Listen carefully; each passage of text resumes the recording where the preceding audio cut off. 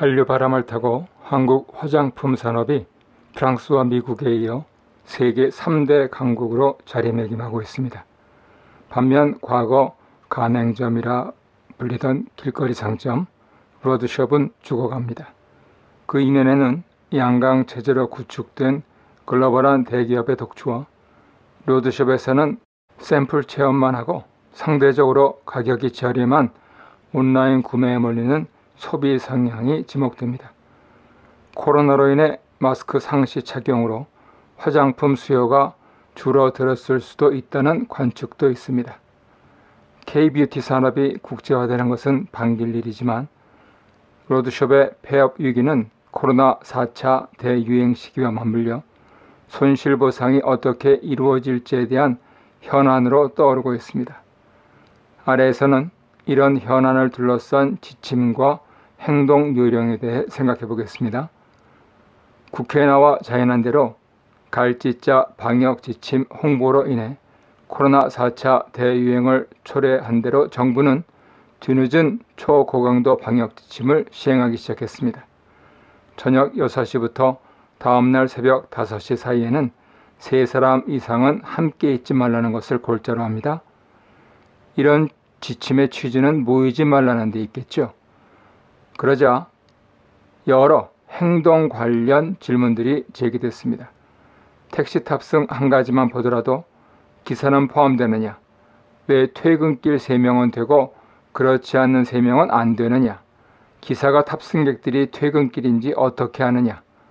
어린이 2명과 동행한 엄마가 있으면 어떻게 하느냐 등입니다.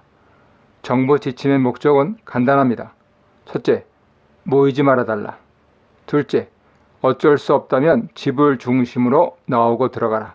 셋째, 함께 사는 가족들은 모든 제한 조치에서 예외이다 등입니다. 이런 점에서 한국과 캐나다의 문화가 다릅니다. 캐나다에서는 정부 지침의 목적과 골자만 제시합니다. 모이지 말라는 목적이 있으면 모이는 행동을 안 하면 되기 때문입니다. 반면에 한국에서는 정부 지침의 예외사항이 무엇이고 그럴 경우 행동 요령이 무엇인지 궁금해합니다. 예외 없는 규칙은 없고 한국인들의 두뇌 회전이 빠르기 때문으로 보입니다. 조금은 둔해 보이는 캐나다 사회에서 모든 순서는 선착순입니다. 영어로 first come, first served라고 합니다. 백신 접종 예약도 마찬가지였습니다.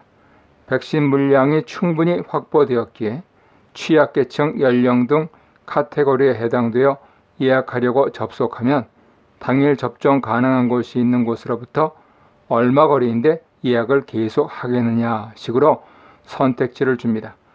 너무 멀어서 안 하고 기다리면 가장 가까운 곳에서 언제 가능한데 맞으러 오겠냐고 나중에 연락이 옵니다.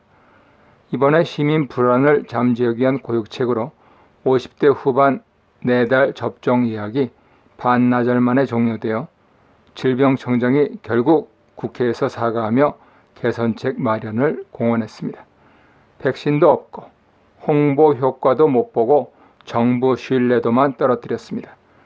시민들은 나이 순으로 하는 것이 아니고 선착순이었느냐며 볼멘 소리를 냈고 컴퓨터 예약이 서툰 부모들을 대신해 새벽잠을 설쳤던 20, 30대에서는 예약도 못하고 잠도 설쳤다며 불만을 털어놓았습니다.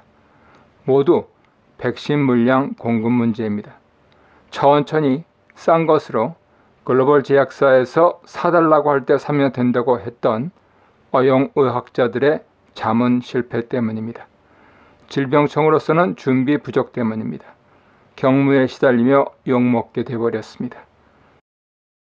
백신이야 도입해야 하기에 국제 수급 상황에 맞춰가야 한다 하더라도 확대 추경 없이 자영업 손실 보상에 대한 지침이 어떻게 되는 것인지 정부나 여당이나 야당이 제각각이어서 불안을 가중시키고 있습니다.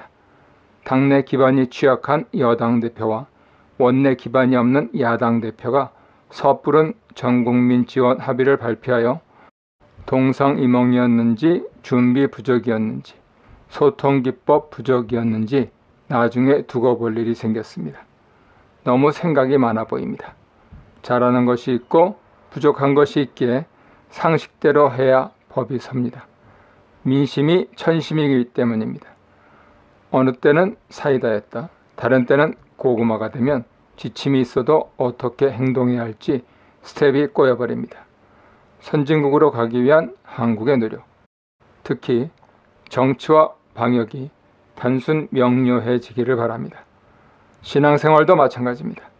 믿거나 믿도록 최선을 다하면 결국 지인 인사 대천명으로 하늘에 통합니다. 예수님은 예, 아니요, 분명히 하라고 하셨습니다. 너무 많이 생각하면 요령을 부리게 됩니다.